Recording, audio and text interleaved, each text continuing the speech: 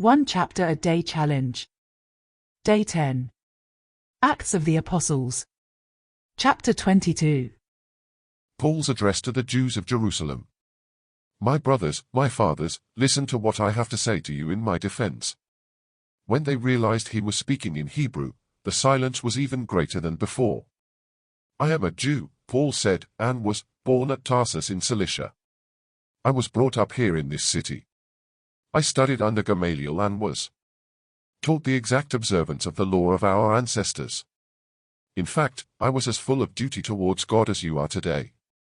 I even persecuted this way to the death, and sent women as well as men to prison in chains. As the high priest and the whole council of elders can testify, since they even sent me with letters to their brothers in Damascus. When I set off, it was with the intention of bringing prisoners back from there to Jerusalem for punishment. I was on that journey and nearly at Damascus when about midday a bright light from heaven suddenly shone round me. I fell to the ground and heard a voice saying, "Saul, Saul, why are you persecuting me?" I answered, "Who are you, Lord?" And he said to me, "I am Jesus the Nazarene, and you are persecuting me." The people with me saw the light, but did not hear his voice as he spoke to me. I said, "What am I to do, Lord?" The Lord answered, "Stand up and go into Damascus, and there you will be told what you have been appointed to do." The light had been so dazzling that I was blind, and my companions had to take me by the hand, and so I came to Damascus.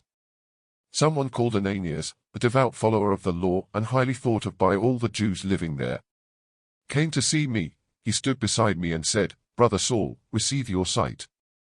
Instantly my sight came back and I was able to see him. Then he said, "The God of our ancestors has chosen you to know his will, to see the just one and hear his own voice speaking.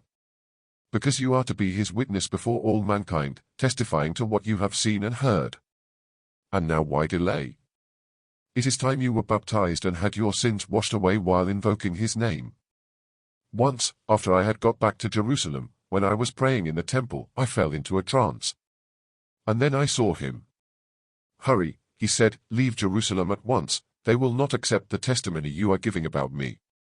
"Lord," I answered, "it is because they know that I used to go from synagogue to synagogue, imprisoning and flogging those who believed in you. And that when the blood of your witness, Stephen, was being shed, I was standing by in full agreement with his murderers and minding their clothes." Then he said to me, "Go. I am sending you out to the pagans far away."